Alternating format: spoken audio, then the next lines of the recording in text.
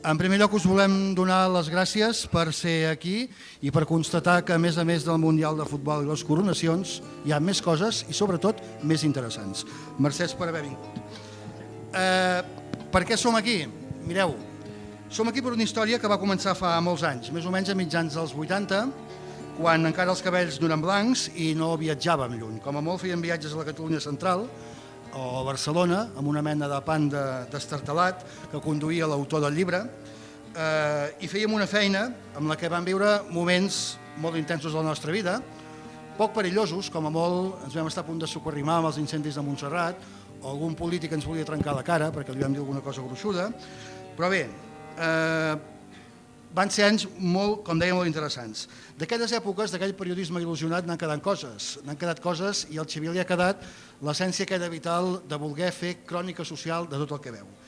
Bé, i per això estem aquí, gràcies a aquesta mania seva, que ara ha publicat en forma de llibre, amb el títol aquest del món no és perillós. Aquest no és un llibre de vivències íntimes, no és un llibre, més que res perquè el Xavier és molt seu, tampoc és un llibre d'aquells que trobareu al restaurant més típic i barat, ni la botiga aquella dels magnetos per la nevera originals. Jo diria que aquest llibre és una crònica social molt interessant de l'època que estem vivint. És una mena de reportatge del món vist des dels ulls d'un viatger inquiet i que el vol compartir amb tots vosaltres. No us l'explicarem aquest vespre, no us explicarem el llibre perquè el que heu de fer és comprar-lo, després allà al darrere, el Xavi us el firmarà, i perquè l'heu de llegir. El que volem fer avui, senzillament, parlar de viatges i fer-ho d'una forma allò de bon rotllo, amena i divertida, amb un bon grapat de viatgers que avui tenim aquí. Jo us els presento. De seguida, suposo que alguns ja els coneixeu, l'Albert Bosch, que el tenim aquí al centre, és aquest de la foto. Bé, l'Albert Bosch és emprenedor, viatger i escriptor. Avui no és aquí perquè hagi fet el llibre del Xavier, que també ha fet el pròleg del llibre del Xavier igual, sinó perquè des dels 16 anys ha desenvolupat les activitats esportives més agosarades i extremes. Ell mateix diu que amb grans èxits, però també amb algun fracàs. És nascut a Sant Joan de les Abadesses, va ser la primera persona de l'estat espanyol en arribar al Pol Sud, ha participat 8 vegades al Dakar, ha fet més de 100 curses amb diferents disciplines d'esports extrems i ha escalat els cims més alts dels 5 continents, incloent-hi l'Everest com a punt final. Ha publicat diferents llibres i en el darrer, em sembla que és aquest el darrer, no? Sí, el darrer, Viure per sentir-se viu, està inspirat en l'expedició del Pol Sud i ofereix una intensa reflexió i tota una masterclass sobre les actituds que hem de tenir per gestionar els nostres projectes més vitals. A l'altra banda, l'Albert Casals, que normalment va amb cadira de rodes, però avui està assegut a la butaca i és una virgueria com ha pujat, és escriptor, viatger, jove i inquiet.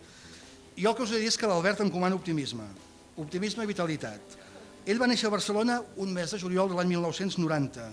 Diu que és amic dels seus amics, confessa que la millor manera de viure és viatjar i ho ha explicat en el llibre publicat per Edicions 62, El món sobre rodes. El món sobre rodes és una aventura compartida amb la seva cadira i ningú més. Tret del seu primer viatge, que el va acompanyar el seu pare, la resta, tot el que explica en el llibre, el va fer tot sol, amb una motxilla i una tenda de campanya. Podríem dir que el món sobre rodes és una mena de road movie des de Milà fins al Japó, feta amb un pressupost de 3 euros diaris, com ho sentiu. Bé, és un llibre que si llegiu el que us asseguro és que us farà pensar en el que tenim, el que valorem, el que volem i sobretot tot allò pel que ens ha tocat viure i lluitar. El Pep García, que és el que està aquí al costat de l'Albert, és productor cultural i artístic, és fundador, gerent i ànima de la General d'Espectacles, mànager de gires al Circ Relull, comunicador de continguts 2.0 per a empreses amb la firma molt personal, articulista setmanal al diari Regió 7, d'aquells que de tant en tant toca algun crostó, i també és relator i escriptor de les coses que passen i les que no passen també perquè se les inventa. Ell acaba de publicar el seu primer e-book de relats breus, és aquest Perduts. Que sapigueu que el llibre sortirà aviat i està en un projecte Verkami, per tant us ho podeu connectar, el podeu comprar perquè no us n'empenedireu, són uns relats que no els començareu i no els haureu d'acabar, i està preparant l'edició, com dèiem, en paper. També té altres projectes, diu que està fent una novel·la, i el que és divertit, jo no sé què ens dirà, està aquí perquè ell potser és el viatger menys experimentat, té nassos que tingui un llibre que es diu Perduts i ens parli de viatjar, però ens trobarem, no? Bé, i finalment, ja el coneixeu, el Xavier Gual, l'autor, el que ha fet aquest llibre, que per cert, i aquesta presentació, que ens ha donat més feina que si hagués tingut bessonada, portem dies fent això. El Xavier ha estat periodista en diferents mitjans escrits i radiofònics, els diaris Regió 7, l'Avui, la ja desapareguda Cadena 13. Poc abans dels 30, per això, li fa un tom al cap i decideix fer el gir professional cap al món empresarial. Ara dirigeix 2 societats del sector dels acers, parla 6 idiomes i com que no se'n pot estar, segueix de tant en tant fent periodisme, articles d'opinió en diaris i revistes i a més, doncs, ha publicat aquest llibre que avui és el motiu que ens reunim aquí. No han pogut venir per motius professionals. Un està viatjant, l'altre està rodant, però també són bons amics i han volgut ser avui aquí amb nosaltres, ho faran de forma virtual. El Marc Serena és un bon amic, periodista, escriptor, ara no, però amb una llarga també trajectòria del diari Regió 7. El Quim Masferrer, no sé, suposo que no cal ningú se'l presenti, és el foraster de TV3, ens explicarà un seguit de coses. I una persona curiosa, que es diu Gus del Rivero, aquest senyor és un empresari californià, el Xavier en parla al llibre, amb ell s'ha trobat en diferents viatges, i com que no sabíem com començar, van decidir triar, doncs he pensat que millor començar amb algú de ben lluny, que si no us està bé no el pugueu xiular, i l'inici d'aquest acte precisament el farà aquest senyor, el Gus del Rivero, que en un viatge el Xavier li va demanar si a Las Vegas, als Estats Units, es podia fer alguna cosa més que jugar, i ell li va dir, per què? Què més vols fer que jugar si és el millor negoci del món? Aquest senyor, que és un típic d'aquests americans del dòlar, li va dir amb el Xavier que el Xavier era un empresari, l'amic socialista més socialista de tots els amics que tenia. Malgrat tot, malgrat tenir un amic socialista, el Gus del Rivero avui està content de poder-li dir 4 coses amb el Xavier. Anem-lo escoltant. Hello, my name is Gus Del Rivero. I live in Southern California. I have known Xavier Gual for close to 15 years. Oh, disculpa. En español. Hola, buenas tardes. Habla Gustavo Del Rivero. Yo vivo en el sur de California, en los Estados Unidos. Y tengo cerca de 15 años que conozco a Xavier Gual. Es una gran persona, lo considero uno de mis mejores amigos. Aunque nos vemos pocas veces ahora, porque estamos en diferentes industrias, pero nos mantenemos en contacto y me da mucho gusto saber de que por fin ya escribió, ya publicó su libro. Y ahora resulta que Xavier Gual va a ser el Tom Wolfe de Berga. Pero no me extraña porque Javier es una persona llena de energía y altamente inteligente, obviamente. Bueno, Xavi y yo hemos tenido la buena suerte de haber viajado por muchas partes del mundo, como dice su libro. Él ha venido al sur de California, hemos estado en la ciudad de Chicago, hemos viajado a Kansas City, Missouri, en el centro del país. También hemos viajado a México, a Mexicali, que es la frontera con Estados Unidos, y también estuvimos en la Ciudad de México, donde vivimos una anécdota muy interesante que ahora les voy a relatar. Xavi y yo fuimos a visitar clientes y uno de estos clientes tenía su despacho en la Ciudad de México. Y me imagino que esto es por ahí en los años 2003, 2004. Bueno, tomamos un taxi de nuestro hotel y fuimos a visitar a este cliente. Llegamos y íbamos a acercarnos al despacho y yo noté a la distancia de que enfrente del despacho o de la casa había un monto de flores en la acera, tirados.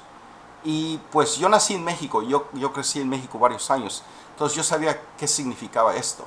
Bueno, conforme nos acercamos y nos estacionamos, Xavi notó el monto de flores y me dijo, Gustavo, ¿qué es esto? ¿Por qué hay estas flores tan bonitas ahí tiradas?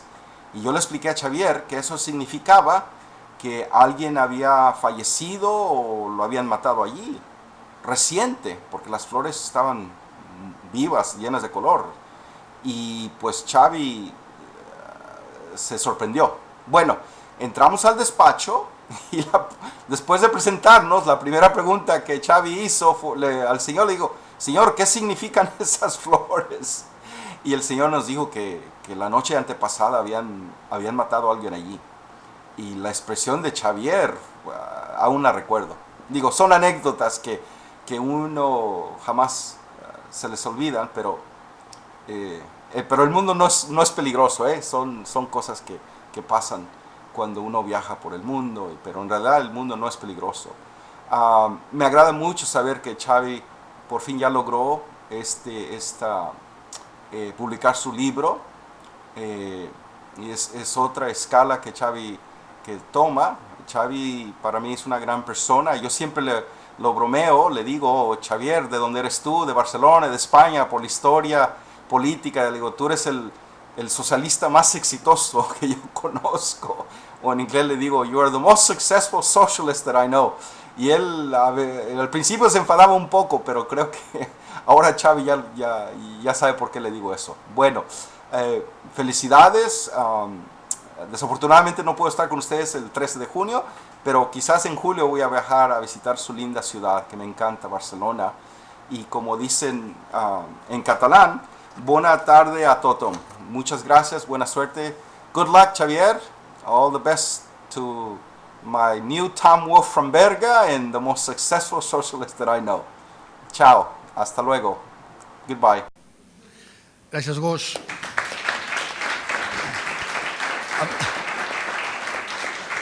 Amb aquest xicot li enviaràs una cistera, no, per Nadal? Com a mínim.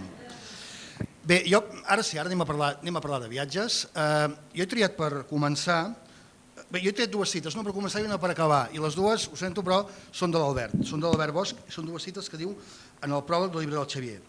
Començarem amb una cita de l'Albert que diu: hi ha moltes maneres de viatjar, segurament totes vàlides, però potser no totes igual de valuoses. Per tant, el que farem avui és intentar descobrir quines són aquestes maneres valuoses de viatjar. Partint sempre que no és perillós. Jo no sé si vostès han viatjat, però quan han fet la maleta, per començar bé, quan han fet la maleta, ho han posat tot, s'han estat 2 hores pensant com la fan, han arribat a l'aeroport i els han dit que aquella maleta fa o 1 centímetre més o 10 grams més del que pesa.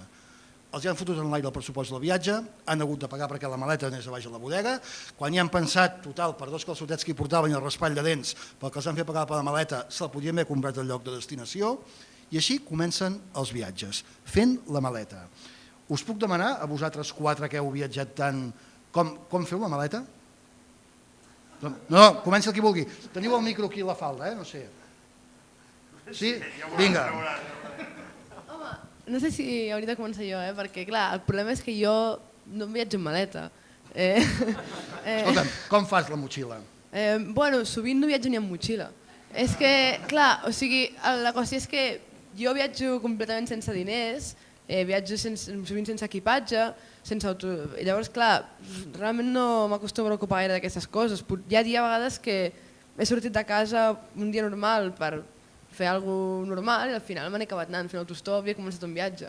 Vull dir, amb el que portava posat. Clar, no portava ni diners ni res, però bueno, pel camí et vas trobant roba, et vas trobant menjar, a vegades algú et regala... I ara que dius això de fer autostop, la gent et para encara? Això funciona? I tant! De fer autostop, sí? Jolín, jo he anat des de Barcelona a Nova Zelanda fent autostop.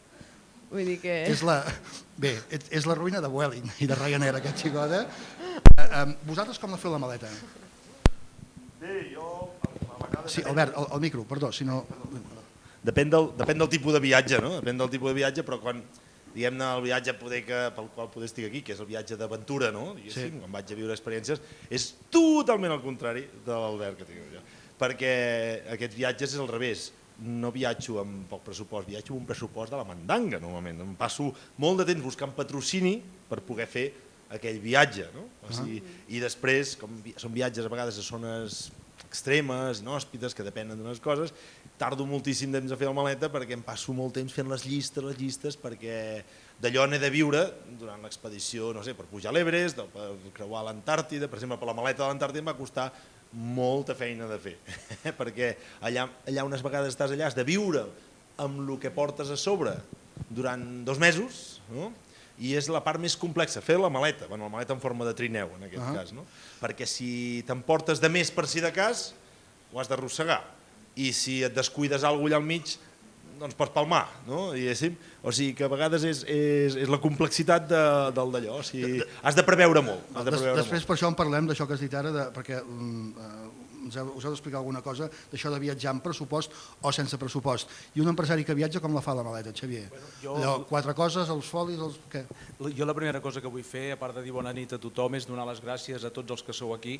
Jo la veritat és que estic una mica emocionat, suposo que se'm nota els que em coneixeu de veure que per un llibre, tants bons amics com tots els que sou aquí, que no us veig gaire perquè amb aquests llums tampoc no veig massa bé qui sou, moltes gràcies. També vull donar les gràcies a tots els que no han vingut però m'han dit que tenien ganes de venir i realment estic molt i molt agraït. I també vull donar les gràcies a tots els que sou aquí dalt amb mi. Dit això, a veure, hi ha una cosa que l'aprens de seguida. El primer viatge que fas, o almenys el primer viatge que vaig fer jo, t'emportes una maleta i t'emportes 50 milions de coses.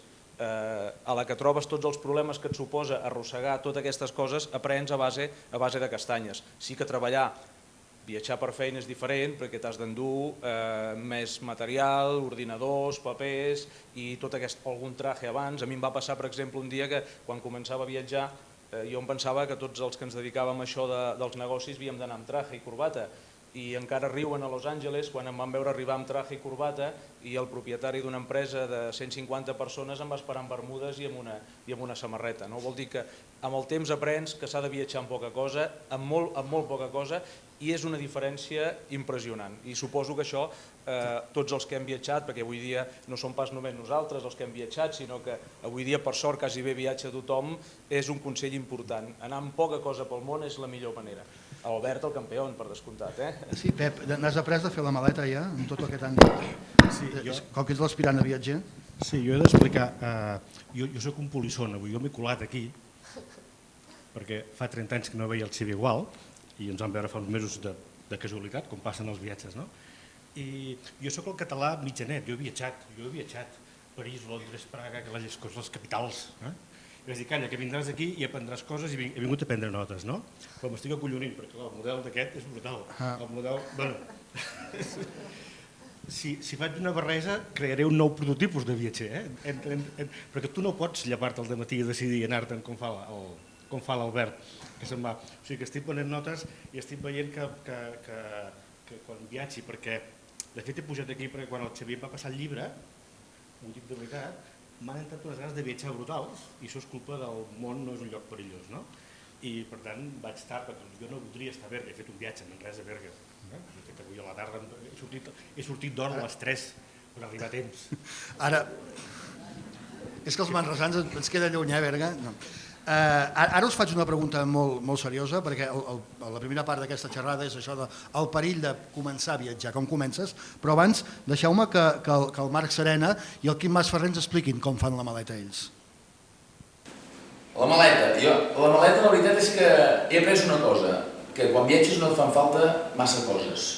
És a dir, aquella cosa de dir, deixa'm carregar perquè em farà falta això. I sempre tornes amb calçotets, almenys jo, amb calçotets nets, mitjons nets, i per tant m'he adonat que la maleta, escolta, com menys coses, millor. I allà ja t'espaviles, perquè si no, del que t'emportes en fa servir només la meitat.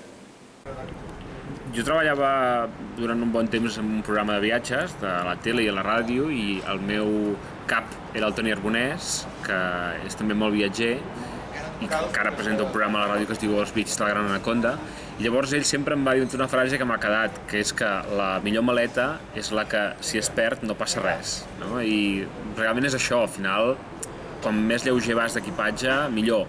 I hi ha un punt ara que molta gent al final s'està convertint molt esclava dels seus objectes, no? I del seu telèfon. Llavors, a vegades no t'atreveixes a sortir de nit perquè penses, ostres, és que potser em robaran. Bueno, si deixes el telèfon que val 500 euros a l'habitació o fins i tot a casa, que jo miro d'anar sense iPhones, iPads, auriculars i sense tot això viatjant, al final deixa de ser un problema, no? I vas molt més lleuger, vas molt més tranquil i pots al final adormir-te, per exemple, en un tren sense pensar que si et roben alguna cosa et pot canviar el transcurs del viatge. Primera frase, la millor maleta és la que, si la perds no passa res. Quedeu-vos amb aquesta frase. Ara sí, anem a parlar de coses una mica serioses. Mireu, en el llibre, que jo me l'he llegit 2 vegades, s'ha de quedar bé. A la Xina, viatjant per la Xina, el Xavier escriu, quan coneix aquell món, diu, puc llegir en el seu pensament, el dels xinesos, què us penseu, que som millors els occidentals? Baixeu del vostre pedestal, que ara som nosaltres els que remenem les cireres. Hòstia, Déu-n'hi-do, llavors no sé si et venen ganes de quedar-t'hi. A Hong Kong, també a la Xina, el Xavi fa una reflexió i diu: viatjar és una de les activitats més enriquidores que es poden experimentar, però en totes les formes i condicions és un acte exigent, físicament desgastador i que cal afrontar amb actitud i mentalitat adequades. Bé, parlem d'això. Jo us demano si quan viatgeu, quan comenceu a viatjar i aneu a un país, t'has de preocupar de conèixer la gent, has d'anar amb mentalitat oberta o escolta'm, jo a la meva ja s'ho faran, és la seva guerra, no és la meva. T'hi has d'involucrar o no amb la gent aquella que coneixes del país? Com ho feu? Jo penso que sí. Jo almenys quan viatjo, la primera cosa, i amb l'Albert n'hem parlat, i és una obvietat el que diré, però al món hi ha una gran majoria de bona gent. Els dolents són molt pocs, molt pocs. El que passa que fan molt soroll. Per tant, es pot córrer algun risc que et trobis algun de dolent, però la majoria de la gent és bona gent.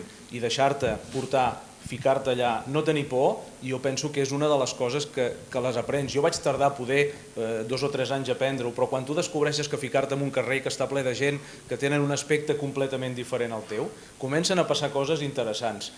T'obren les seves portes, et trobes sopant a casa de gent que fa 2 minuts que els acabes de menjar, que els acabes de conèixer, vull dir. Disculpeu, A aquest país no hi aneu, deixem-ho. Ja us he dit,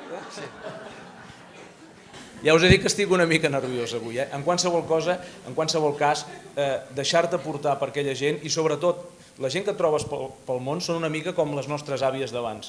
Si et menges el que et porten, te'ls fiques de seguida a la butxaca. Jo us recomano menjar qualsevol cosa que et donguin. Potser l'endemà al matí tens algun problema, però jo penso que és un risc que val la pena córrer-lo. Esteu d'acord? Sí, digues, Albert. Jo encara diria més, jo diria que no hi ha persones bones i persones dolentes, ni tan sols, no és que si hi haguessin d'haver, estic d'acord que seria una fracció superminúscula de persones dolentes, però crec que totes les persones no són bones o dolentes, sinó que fan algunes coses bones i algunes coses dolentes, i això ho fa tothom.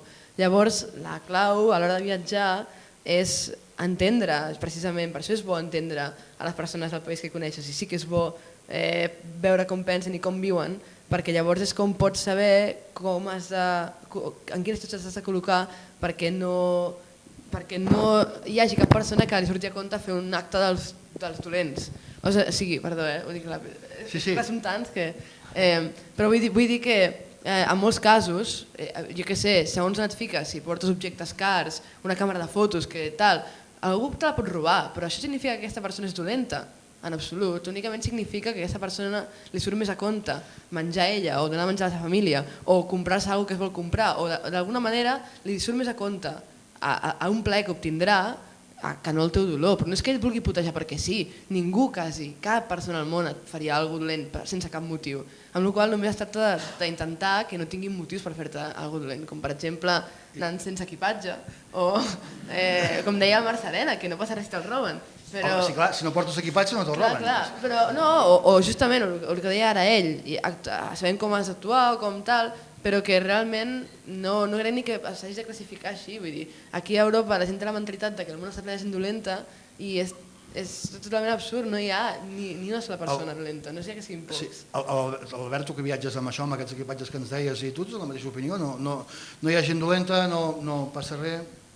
No, home, bueno, a tot arreu, com diu ell, a tot arreu n'hi ha de tot tipus, no? I has de vigilar, perquè jo a vegades estic d'acord que el millor equipatge és el que se'l perd, però a vegades nosaltres, per exemple, si perdem l'equipatge és un problema molt greu, no? I sempre patim. Per exemple, quan anava a l'Antàrtida, no és que vagi a trobar gent dolenta, és que passa que la policia dels països aplica la seva norma, no? I la normativa, i tu a vegades te la vols saltar, jo m'emportava pernil ibèric, m'emportava embotits de qualitat del Ripollès i tot això, i a la frontera amb Xile els gossos els vaig trobar allà a sobre l'equipatge, i m'ho van enganxar tot i m'ho van triturar. No és que siguin dolents, pobra gent, però van ser dolents perquè ho van triturar. I vaig dir, quedeu-vos-ho vosaltres, no? Vull dir que a trops de tot. De totes maneres, tu parlaves de l'actitud... Sí, jo parlava si t'has d'involucrar amb la gent. Exacte. Jo, mira, ara anava a dir, i complementaré una cosa que s'ha dit aquí, citant a una persona, no? Però de les millors definicions que he sentit de l'actitud amb la que has de viatjar, les millors que he sentit sempre, l'he sentit d'aquest senyor. I com no l'ha dit ell, no el podia pas trepitjar. Segur que l'Albert no s'enfada. No, li trepitjo perquè l'ha dit ell. Ens va deixar flipats a Madrid fa uns mesos, que li van donar a la Societat Geogràfica Espanyola, li van donar un premi que just l'any anterior me l'havien donat a mi. I inclús jo estava sentat al costat del Pío Cabanillas, fill de ministre de Franco, i portaveu del ministre Aznar, portaveu del govern Aznar, i dice, coño, dice, es que todos llamáis Albert y todos sois catalanes, va dir en broma, no? Sí, miri, tenim això, no? Perquè l'any anterior m'havien donat a mi, després li van donar a ell, no? No això. I es va sentar allà, aquest xaval, i amb una societat de viatgers, la Societat Geogràfica Espanyola, una societat de viatgers, i en saben de viatjar. I es van quedar tots amb els pèls de punta, no? Perquè els hi va dir que, de fet, hi ha molt poca gent que sàpiga viatjar, i els hi va dir amb aquesta actitud, i el comparteixo molt, vull dir que faig meu, que el viatjar, un dels esforços més grans que has de fer és deixar els teus prejudicis, les teves creences, els teus valors del que està bé, el que està malament a casa. El que no pots traslladar és les teves preocupacions, les teves pors, les teves religions fins i tot, i viatjar, perquè t'enteres de molt poca cosa, perquè t'obres molt poc de ment. I va dir d'una manera molt més xula que l'he dit jo, però aquesta és la finalitat, jo crec que el viatjar, això és el que guanya, justament. Obrir-te, no? I ho vas dir, bueno, vas deixar aquells viatgers, i a mi, que soc... Després diu, i el 90% de la gent no en sap de viatjar. I tothom pensava, però jo dec estar al 10%. No, és que no... Jo també ho vaig pensar, suposo que estic al 10%. Digues, Pep. No, jo el que estic d'acord és que els que voleu aprendre a viatjar, el primer que has de fer és treure't la por i no ficar-la a la maleta, no? I obrir-te, perquè la por la portes tu i si tu la portes te la veuen, no? I llavors poden oblidar-se de tu. He de dir al respectable que sóc un privilegiat perquè no he vingut de Manresa, he vingut d'Esparreguera i he vingut acompanyant amb l'Albert. I per tant hem tingut una xerrada, a més hi havia cua a la C55 i m'ha fet una màster, una conferència fantàstica, perquè ja veieu, és un pou de saviesa, és un viatger integral, que ho dic jo perquè si ho diu l'Albert Bosch, que ja deu ser veritat, no? I estic amb aquesta idea de que la por ens fa ser poc, ens fa ser poc viatgers, no? Perquè ens tanquem, que vivim així, quan surts no pots seguir d'aquesta manera. De tota manera, sí que és cert això que dieu, però quan viatges segur que hi ha moltes coses que has de fer, una és aquesta, involucrar-te. Hi ha una cosa, al llibre del Xavier hi ha una anècdota divertida, que li diu un novaiorquès, d'aquests que parlen un anglès que no els entén ni Déu, perquè el pitjor lloc on podem aprendre anglès és a Nova York. No hi ha neu perquè encara que sapigueu anglès no us entendrà ningú. Un novaiorquès d'aquests li explicava amb el Xavier, ell ho explica al llibre, diu, saps com ens diferenciem aquí, els d'aquí, dels que són forasters? Diu, és que els forasters van mirant sempre els gratacels, diu, nosaltres ja fa anys que no mirem amunt, sempre mirem a terra. Sense coses com aquestes, s'ha t'acut dir, escolta'm, què més he de fer quan viatjo a fora perquè no mirin d'aquesta manera? Aquí en diem guiris, no sé, com dels de Barcelona en diem pixapins, no sé, aquestes coses. Què has de fer perquè no et diguin amb aquest to una mica despectiu, ets el guiri, ets el pixapins, ets el que ha vingut de fora? Com vulgueu, no hi ha un ordre establert, sí. Bé, no sé, jo crec que és... De fet, tampoc no pots renunciar a la teva condició de forani, no? Vull dir, sempre ets de fora, vull dir, no pots pretendre anar al desert i pretendre ser com un tuareg, ni anar a Nova York i ser com suposo com aquests, vull dir, és normal que t'impressionin malament si no t'impressionessin les coses, vas a un lloc i miressis a terra i no miressis els gratacels, no? El teu objectiu no és assimilar-te de seguida, t'has de deixar impactar per lo que hi hagi, sigui un desert, sigui un gratacel, no? Perquè si no series curiós, no passa res si et miren com un tio de fora, perquè ho ets. El fotut és quan vas a un lloc i no t'impressiona perquè vol dir que és un lloc que és igual que sigui el Passeig de Gràcia, que sigui el carrer de no sé on, però són iguals, no? Hi ha un Zara, hi ha un no sé què, hi ha un no sé quantos, o sigui, després allò t'aporta poc, no? Jo crec que, de fet, quan perds la capacitat de que algú t'impacti, és o que tu has perdut la curiositat, l'interès, o aquell lloc tampoc té interès, s'ha convertit a vegades en un parc temàtic de no sé què, no? O sigui, jo crec que està bé, no?, sentir-te estrany en un lloc, no? Això que has dit ara, sí, i ara t'ho demano a tu, Albert, perquè això és una que t'impacti. Ara estic pensant que em sembla que era a Tunis, no sé, el Xavier... Sí, a Tunis el Xavier té un episodi al llibre que em va fer gràcia la paraula, diu que va veure un premort. Un premort, és a dir, una persona que s'està morint, i bé, el cas és que si no, la cosa, és un home agonitzant, deixem-ho així, no? Clar, hi ha l'instint aquest d'ajudar-lo, en aquells moments el Xavier explica al llibre que intenta ajudar-lo i la policia no li cau gaire bé aquest intent que fas, i a més li etziba, escolti, en aquest país les coses van així, i si aquest senyor es vol morir aquí al mig del carrer és el seu problema, deixi-la estar, no? La mort, l'última hora, és la mort, és molt seva i pot fer-ho on vulgui. Clar, escolta, aquestes coses deuen impactar molt. I he de dir que vaig marxar i sempre més me n'he penedit.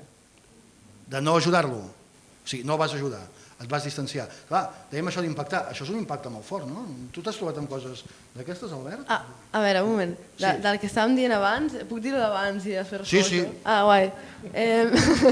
No, que jo volia dir que crec que sí que es pot arribar a estar en el punt en el que la gent no tracta diferent, vull dir, jo què sé, jo he estat visquent amb beduïns al desert o amb indígenes que anaven sense roba i que pescaven a illes com a les illes Kunayanga i, home, crec que sí que els primers dies potser és una mica raro, però al cap de poc és fàcil que la gent ja no et consideri un estranger. Crec que més que res és justament el que dèiem abans, que si tu portes amb tu les teves idees de com es fan les coses, de com has de viure, de com has de menjar, de com has de pensar, de què està bé i què està malament, sempre es notarà i sempre ho veuran, però en realitat, si no és així, jo sempre m'he trobat amb que la gent al cap de poc ets Clar, Albert, però un d'ells i... costums en països estrangers, com per exemple això, la filosofia que tenen de la mort, deu ser molt difícil. Sí, per molt que tu vulguis acceptar, deu ser molt difícil, no, acceptar-ho?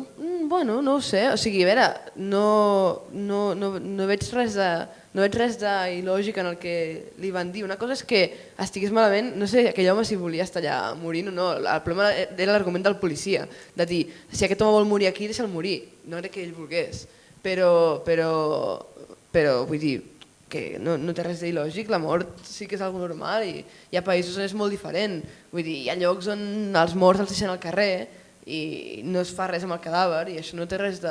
Això sí que no té res d'estrany, vull dir, un cop algú s'ha mort, que l'enterris o que no ho sé, vull dir, crec que aquestes coses sí que és molt fàcil pensar que hi ha una manera correcta de fer les coses, però en realitat el 90% de les vegades és totalment subjectiu.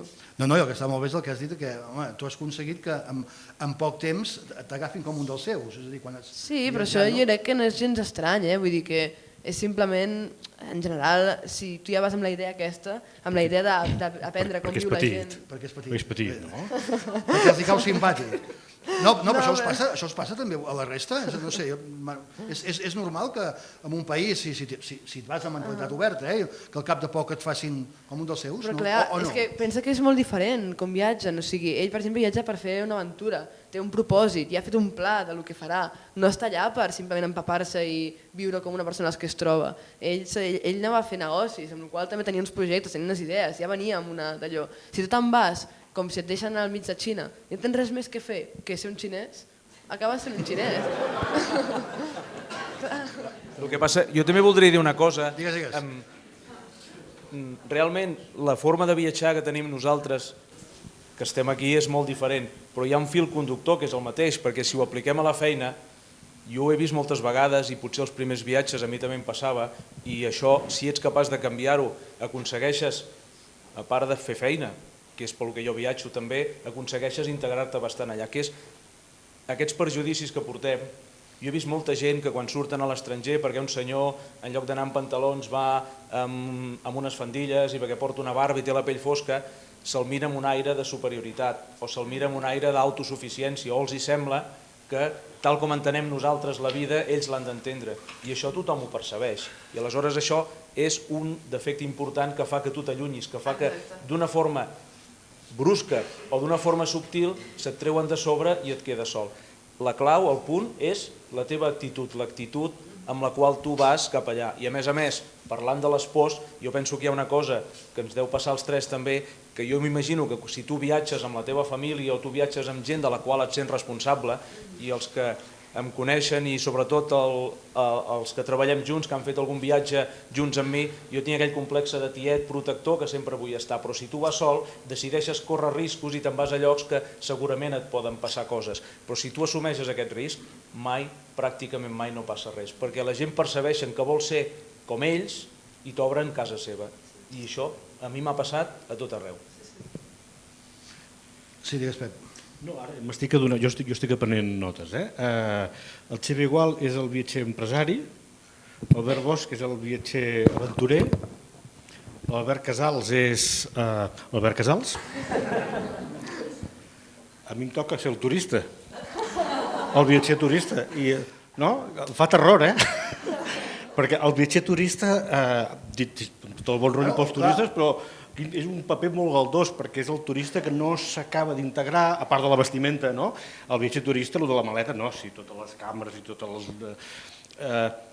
Jo no vull ser el viatger turista, No. Ja... Ah, sí? Ja l'he de convidar. No, ho dic perquè expliques una cosa al llibre, jo tampoc és que jo soc una mica com el Pep, el viatger aprenent, però per feina he estat treballant un any a Cuba, a l'Havana, amb tothom, i quan mires els turistes que baixen del vaixell o que baixen de l'avió i tothom va, però això passa a l'Havana, passa a Egipte, passa a tot arreu, el turista que baixa i baixa amb allò, m'enredaran. Segur que em cobren de més, segur. Xavi explica al llibre una anècdota a Istanbul, al Gran Bazar, que pagues amb un bitllet gran i el venedor et diu no, és massa gran, no tinc canvi, escolti'm, ja m'ho pagarà, i tu dius, bueno, escolti'm, és que jo soc de Barcelona i no sé quan tornaré. Bueno, és igual, ja m'ho pagarà. Escolti'm, això no passa, això no és normal. O sí? L'Albert diu que sí. Sí, bueno, a mi no em sorprèn. No em sorprèn pas, vull dir, a la majoria del món no hi ha tant aquest concepte de que... Vull dir, aquí és molt clar el vincle de les possessions i està molt ficat en la ment de tothom i ningú vol... Hi ha molta distància entre els desconeguts, molta, a Occident en general, comparat amb altres llocs del món. Llavors, si hi ha tanta distància i l'empatia no arriba a l'altra banda, doncs és molt més normal que pensis, hòstia, si li acabo regalant això és algo dolent per mi, que és l'únic que importa. Però a molts altres llocs, totes aquestes coses són molt més relatives, la gent està molt més acostumada a necessitar ajuda i per tant també està molt més acostumada a ajudar. Llavors, algo com això, com que algú vingui, jo què sé, que no et pugui pagar al final el que t'ha comprat, no és algo tan greu, jodint. Si jo sempre que he estat malalt, les medicines que m'han donat han sigut gratis. Sempre que he tingut gana, bueno, excepte quan he reciclat el menjar i tot això, me l'han regalat. I mai, crec que la gent s'ha aixecat amb la sensació de que m'estaven donant alguna cosa que jo estava en deute amb ells. Era una part superpetita de l'intercanvi de veritat, que era el que parlàvem i el que apreníem l'un de l'altre. Vull dir, la part material era insignificant. Vull dir que no, hi ha molts llocs on... Se m'està acudint que l'Albert li ha de presentar a la ministra de Sanitat o algú, Sí que li expliqui 4 coses, No, però hi ha molts llocs fora d'Occident on és molt més així i té menys valor. Vull dir, algú a Àfrica, a Senegal, ve algú a casa teva i es queda un mes, potser, a viure a casa teva, menjant cada dia de casa teva. I ningú s'estranya, no és res raro, no és res que diguis, hòstia, que he aprofitat. No, és poc important. Ho veieu, no?, perquè heu de llegir el llibre de l'Albert. Deixeu-me que el Marc i el Quim ens expliquin què és el que ells no farien mai quan viatgen. Hi ha 3 coses que m'agrada fer quan viatjo. Una és anar-me a tallar els cabells, perquè trobo que ja sol ser una introducció al país fantàstica i a vegades més cal anar-se a tallar els cabells al primer lloc que un trobi i així ens es troba en circumstàncies bastant bèsties. L'últim viatge va ser a Sri Lanka i resulta que allà et fan un massatge al cap que és semblant una pallissa abans de tallar-te el cabell, de manera que quan vaig veure el d'abans que la pallissaven vaig dir, jo només tallar el cabell, no? I em vaig equivocar perquè segurament hagués hagut de demanar el servei complet. L'altra cosa que sempre faig és portar uns bons taps per les orelles per poder dormir en qualsevol lloc, hi hagi festa major o similar, o sigui una habitació compartida amb molta gent. I després l'altra cosa que faig és intentar llegir, una vegada soc en el país, alguna cosa que no sigui la guia de viatge i que em parli del país. Al final, si tu vas a Sud-amèrica pots llegir moltes coses en castellà, si tu vas per molts països en anglès o en francès pots trobar diaris locals, revistes, i al final això em dona molta informació del país, perquè a vegades estem tan seguint la guia de viatge que no sabem què està passant en aquell moment, aquell dia, no? I és una cosa que es pot aconseguir preguntant i parlant, però a vegades llegint el diari, diguem-ne, i tenint la informació a primera mà, saps que aquell dia, aquella hora, hi ha qualsevol cosa que potser per algun motiu no et vols perdre. Una d'elles és la gent, conèixer la gent, aquesta cosa antropològica de dir, a veure, te'n vas a veure aquest monument, te'n vas a veure aquesta església, te'n vas a veure aquest paisatge, però el que és interessant és qui t'explica el monument, qui t'explica el paisatge, unes cascades poden ser al·lucinants, sí, però si tens algú d'allà que t'explica amb passió què són aquestes cascades, almenys a mi allò s'eleva a l'enèsima exponència. Jo crec que és una cosa extraordinària, sobretot la gent. Has de conèixer la gent. I la resta de coses que fas, també si sempre hi ha el vincle de la gent, molt millor. El menjar, coneix el menjar, però coneix el cuiner, també. I una cosa que a mi m'agrada molt fer són els rituals. Aquesta cosa que ens han marcat molt. Jo dic que soc practicant no creient. És a dir, no hi crec, però en canvi m'agrada anar a missa, perquè m'agrada el ritual. I per tant, els rituals, que són coses moltes vegades ancestrals, són una de les coses que intento no perdre mai en cap viatge. Ens han explicat el que s'ha de fer, després ens diran el que no s'ha de fer. El Quim deia dues coses, el menjar i els rituals. Vosaltres que heu voltat per tot el món, sí, de veritat? El menjar, el que et donguin, i els rituals, tot s'ha de fer? S'ha de tastar tot? Jo m'ho menjo tot, eh? A mi també, Sí? No teniu manies? A mi, una vegada vaig conèixer un gran viatger, que és el Miguel de la Cuadra Salcedo, que havia estat el viatger d'Espanya per excel·lència en el seu moment, i em va dir això, jo tinc la norma és que si veig algú que s'ho menja, jo m'ho menjo. Sigui una formiga, sigui el que faci, perquè a més aquest tio, és veritat, es va tornar molt televisiu i tot, però es fotia allà en una selva a viure en una tribu durant mig any, vull dir, era molt animal. I una de les coses que em va quedar és això, i és veritat, ara, esclar, el que diu, potser a ell no li fa mal la panxa i tu estàs 3 dies de cagarrina. Què és el més estrany que has menjat, Albert? No sé. Uns cucs secs que no sé què, però que a més estaven boníssims. Si canvis el xip, si no d'allò, estaven boníssims. Jo una vegada estava a Corea i ens van fer menjar, o ens van donar per menjar una mena de paté de formigues, i la veritat és que era bo i sabia el que menjava, però el que va passar és que aquest senyor, aquest coreà, va venir al cap d'uns mesos a Barcelona i el vaig portar a Barcelona a un restaurant de peix i li vaig demanar un plat de gambes i quan les va veure va començar a fer mala cara i li vaig dir, te les menges, Jo no gosto ganes amb l'Albert. Albert, què és el més raro que has menjat? No sé, formigues fregides, cucs, serp, suc de granota... Suc de granota? A Equador. No sé, tampoc he menjat tantes coses rares. Pensa que, en general, la majoria de coses... A veure, sovint, hi ha algunes coses que no, com insectes, alguns jocs d'Àsia, això, però la majoria de coses més rares de cada país no solen ser les més barates. Jo gairebé sempre menjo el menjar més barat de cada país, amb la qual cosa, què menjo sempre? Arròs, pa... Vull dir, no varia molt, en general. Llegums... Però sí, algun cop alguna cosa rara, no sé. Jo menys formatge, em menjo qualsevol cosa al món. Menys formatge? Sí, menys formatge. Qualsevol altra cosa. Algun ritual, allò que t'haguis... No, això no, allò viatjant per aquests... Ritual? Sí. No, bueno, no sé, jo he vist tot tipus de rituals, des de rituals molt estranys, de sectes, però no, a mi m'agrada, jo m'ho passo bé, vull dir, mentre no hi hagi una gran quantitat de dolor, em sembla bé. Mentre no hi hagi una... Gran quantitat de dolor, em sembla bé qualsevol ritual. I si n'hi ha una miqueta, sí? Sí. Vull dir, hi ha molts llocs que hi ha algun tipus de ritual que implica una mica de dolor, però has de fer alguna cosa difícil o alguna cosa així, no sé. I ho has fet sense problema? En general, sí, no em preocupa, no sé. Sí, aquí també fem hi ha molts rituals aquí que impliquen dolor. Mira un tatuatge, per exemple, molta gent té tatuatges i és un ritual i té molt de dolor, vull dir que no... És cert, és cert. Pep, tu vols provar el motor de Montserrat després de tot això? Bueno, jo és que ara no tinc gana, No. Estarem una estona a sopar, Després quan acabem uns canapés, però els canapés els podeu treure. Escolteu, això que dèiem ara del que no es pot fer, jo hi ha una cosa que em va... No és un capítol especialment sorprenent, però hi ha un episodi del llibre del Xevi, que li passa a Tunis. Jo no sé si la Rosa, la seva dona, s'hauria de tapar les orelles, o el Lluís, perquè o l'una podia ser viuda o l'altra podia ser orfa, no ho sé, és igual. Però hi ha un tros del viatge a Tunis que el Xevi explica que, bé, li diuen sobre el gel, li diuen, escolti'm, hi ha toc de queda, estem en guerra aquí, en un ambient bèl·lic. Doncs és igual. Deixo anar el toc de queda i surto al carrer. Després d'explicar tot aquest perill, fa una reflexió que diu les aventures han de ser decisions individuals. Jo us pregunto una cosa, s'ha de ser tan agosarat fins a aquest extrem de no creure aquests consells, de posar-se davant del perill, i davant d'aquesta famosa pregunta de les aventures han de ser decisions individuals, és millor viatjar sol o acompanyat?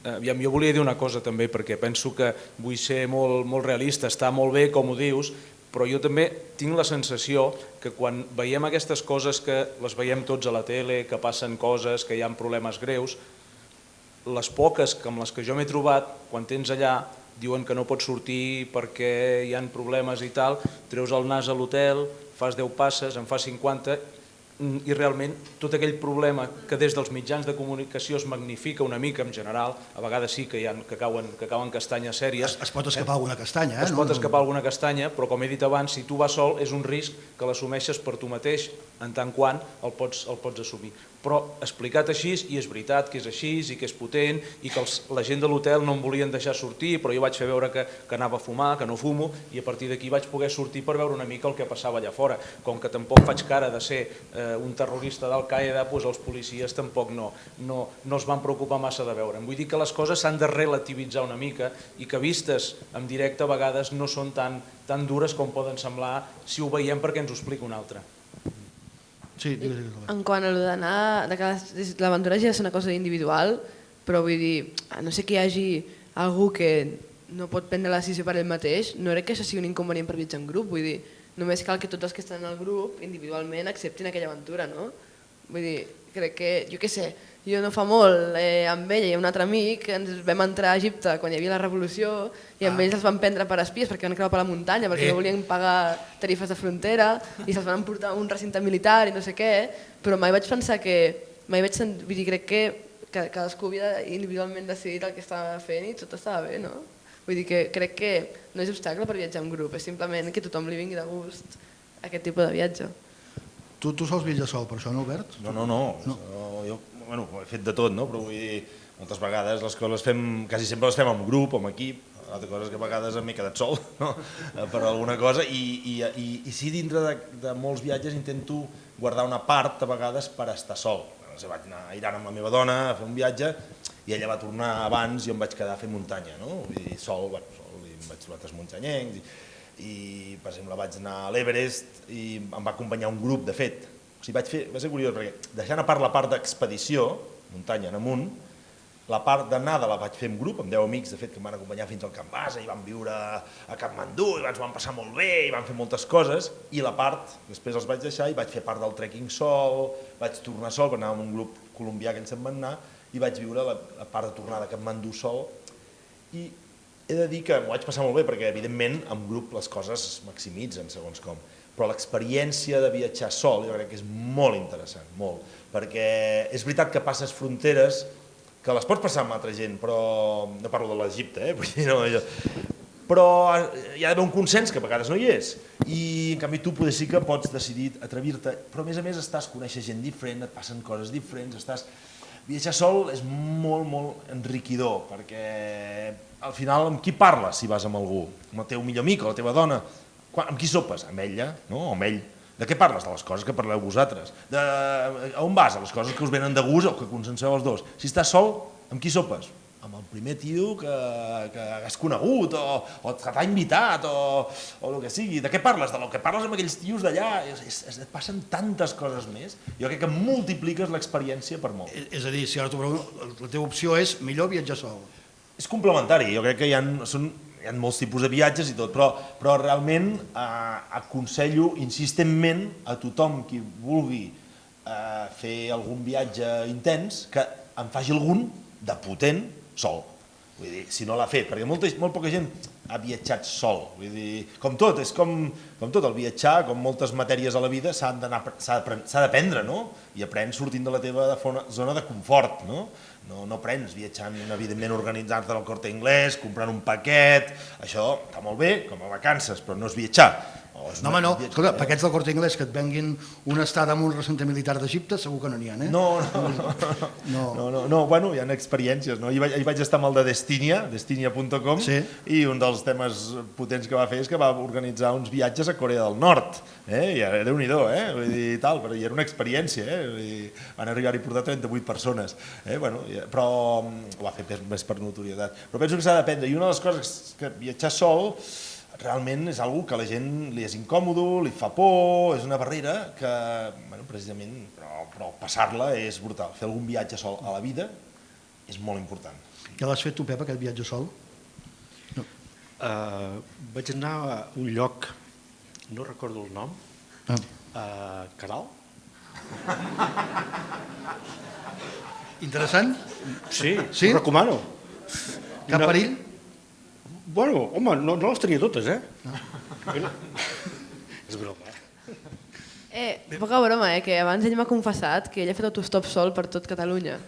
I no és broma, ho dic en sèrio. Ja vull dir que havíem viatjat, això no acabarà bé. Clar, no, aquí està fent el seu paper ara, però també... Però escolteu-me, Pep, jo quan feia autostop a mi no em parava ningú, com ho feu vosaltres? Jo quan era jove feia autostop i em parava, per aquella època encara es parava. I ara és veritat que jo paro gent perquè jo havia fet autostop. Llavors quan pujo algú em diu, hosti, com és que m'has parat? Bueno, perquè jo tenia la teva edat i ell deia, hosti, els que ara teniu una edat que havíeu fet autostop ja s'acaben i l'Albert em deia, d'aquí poc ningú pararà fent autostop, no? A casa. En tot cas els fills nostres de la meva generació, que ja a la meva generació n'hi ha tanta gent que fa autostop, però no, sí que paren, L'únic és saber, més que res, on col·locar-se, ser una noia, si pots, però si no... Si no, doncs llavors saber també on anar. Hi ha moltes maneres de fer autostop, a part, no és només fer dit. Pots anar a les gasolineres a parlar amb la gent i preguntar directament. Depèn del país, també. A Occident sí que tenen més por, però es pot fer. Jo he anat, he vingut des de Grècia en 3 dies, he anat a França, a París en un dia, a Glasgow en 4 dies, a Noruega al nord en 7, inclús a Europa, a Occident, que és el més lent, es pot fer autostop ràpid. Jo de fet us he de dir una cosa, l'Albert, que el vam buscar perquè vingués i estés avui amb nosaltres, estava una mica il·localitzable i vaig parlar amb el seu pare i li vaig dir, escolta'm, quan parlem amb l'Albert li proposarem que vingui aquí a Berga perquè estigui amb nosaltres i li vaig dir, escolta, per descomptat que el vindrem a buscar a Esparreguera i em va dir, no us preocupeu, pujarà fent autostop. Sí, el que no sap l'Albert és que aviat el Montoro li cobrarà impostos, perquè això de compartir cotxe està molt mal vist, perquè... Bueno, i es van... Ja l'has fet espantar, Sí, aquestes webs ara que hi ha del BlaBlaCar, no sé què, i tot això de compartir cotxe, clar, si és per un tema purament privat, saps això? Tots aquests sistemes de compartir cotxe, perquè hi diuen, clar, que se'ls escapen, aquí no hi ha IVA ni hi ha res, tu. Sí, però jo a l'Albert l'he fet sense IVA, Sí, has fet sense IVA. Has fet amb negre. Doncs bé, no preocupis, l'Albert, que aquest ministre espanta normalment, però no. Abans ens deien el que s'ha de fer, ara sí que el Quim i el Marc ens diran què no s'ha de fer. Jo hi ha 3 coses que no faig mai quan viatjo. Una és, de seguida, quan em ve algú a exposar-me o explicar-me alguna cosa, acceptar allò que em venen a dir o explicar perquè sí, no? Normalment sóc jo el que vaig a buscar les coses i el que pregunto. La segona cosa que crec que no has de fer mai és tampoc fer cas de tot el que et diuen quan tu vas a buscar una cosa, no? Me'n recordo un dia que estava buscant una agència de viatges en un poblet molt petit per arreglar un tema d'un bitllet d'avió i no hi havia manera de trobar aquella agència, tothom em guiava per llocs diferents, no? I al final em vaig trobar una noia que em va dir és que aquí no hi ha cap agència de viatges. Era una noia que estava treballant en una sabateria i que estava fregant la part del davant del carrer. Vaig pensar, home, aquesta noia és local i per tant sap si aquí hi ha una agència de viatges. I en aquell moment vaig aixecar el cap i vaig veure que al costat de la sabateria hi havia una agència de viatges. I vaig dir, és aquí. Diu, no me n'havia donat. No? Per tant, a vegades no cal fer cas a tot, no? I la tercera cosa que no s'ha de fer mai durant el viatge, jo crec que és sobrecarregar la maleta també de coses que potser no portaria. Jo, per mi, el cas més extrem de tot això ha estat a Rússia veure una parella d'alemanys que portaven gin tònic en pols. Portaven uns sobrets de gin tònic en pols per beure. Llavors, clar, a Rússia justament, si una cosa no falta és alcohol I en concret, per exemple, si parlem de gin tònic, perquè podríem parlar de qualsevol altra beguda, hi ha unes llaunes a un preu molt competitiu de mig litre de gin tònic o de litre de gin tònic amb llauna als supermercats a les 24 hores del dia que permeten que puguis beure allò en qualsevol moment. Per tant, home, em sembla un error haver portat aquells sobrets. Quan viatges jo crec que sempre has d'anar-hi a aprendre coses. Intentar no ensenyar res, sinó ets tu, aquesta cosa que és el viatge, que és l'aprenentatge, almenys jo vaig allà a intentar aprendre i no ensenyar. Suposo que una altra cosa que tampoc has de fer quan vas allà doncs és una cosa que és difícil d'explicar, perquè en un viatge pots anar-hi o bé desconfiant de la gent o bé confiant en la gent. Jo almenys no vull perdre'm el plaer d'anar-hi confiant en la gent. Després ja me la fotran, que ja me l'han fotut alguna vegada. Però, ostres, jo no vull anar-hi desconfiat. És a dir, prefereixo anar-hi confiat i que després, hosti, aquí me l'han fotut, però almenys tens el plaer de la confiança, de trobar algun desconegut, que no el coneixes de res i que pots confiar en ell. I és una miqueta fer apologia de la bona gent. Una cosa que a mi m'agrada. La gent per defecte és bona. Després hi ha fills de puta. Però per defecte la gent... Jo vull partir d'aquí. La gent és bona. Després... No la gent és dolenta, no. La gent és bona. Amb això coincideix amb el Xavier. La gent és bona. Tot arreu hi ha... La gent és bona. Tots d'acord? Us heu trobat alguna vegada amb algú que us hagueu empenedit d'haver conegut viatjant? Us demano. No. Dels positius, no sé, Però n'hi ha hagut de negatius. Home, aviam, de gent és bona, però a tot arreu hi ha pomes podrides. Tampoc podem ser tan bucòlics, hi ha cabrons a tot arreu del món, no? Vull dir, hi ha gent molt bona. El que passa és que la teva actitud, el que deia Albert abans, influeix molt, no? Vull dir, si vas allà amb una prepotència o amb uns prejudicis o amb una actitud de por, trobaràs amb problemes. Això no vol dir que no hagis de tenir precaucions a tot arreu, vull dir, no tot és de color rosa. Vull dir, ara, en general, jo crec que és veritat que la majoria de pors que tenim respecte al desconegut són infundades, això sí. Tu, Albert, sí, clar, tu segur que no, Més que res, que no crec que ni que em trobés algú que em tractés de manera que no m'agradés, me'n empenedís d'haver-lo conegut, també em serviria i també seria útil. L'única manera de que, responent a la teva pregunta, me'n empenedís de conèixer algú, crec que seria que estigués mort ara. O sigui, si hagués mort, potser, però si no, l'únic que et passa és que durant una estona algú s'enfada amb tu o no sé, no crec que m'empenedís d'això, també seria part de la diversió en el fons. I a part que mai m'ha passat res dolent, a mi mai m'han robat, mai m'han... Al contrari, jo he estat dormint a casa d'un home durant 5 dies a Lima, per exemple, que cada dia anava al centre de la ciutat a robar turistes i a mi em donava de menjar i m'acollia a casa seva. O sigui que ja et dic que depèn molt de... I jo no ho sabia, m'ho va dir l'últim dia. Però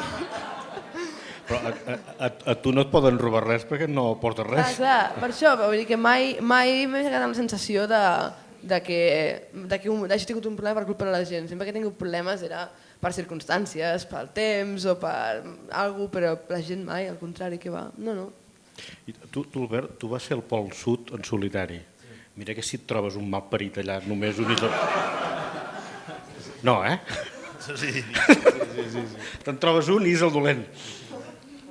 Més aviat allà em va passar al revés, perquè allà no hi ha ningú, absolutament ningú, però just 3 dies abans d'arribar vaig trobar, l'única persona que vaig trobar, l'única, era una noia que sortia al Pol Sud i ho feia al revés. Ho feia al revés, aprofitava el desnivell, diguéssim, en negatiu, que hi havia al revés, i clar, jo feia 45 dies que no veia ningú, i ella en feia 3. I jo sabia que ens trobaríem, estàvem coordinats amb la mateixa base i tot, i ens vam veure de lluny i ens vam apropar, i jo no tenia cap por. Però ella, quan va veure com l'abraçava, com d'allò i tal, jo crec que va pensar... No ho diguis. Aquest me la foten aquí, hòstia, me la foten aquí, vull dir, perquè... Ella sí que devia pensar malament, pobra, perquè vaig ser una mica fogós. Ho va entendre.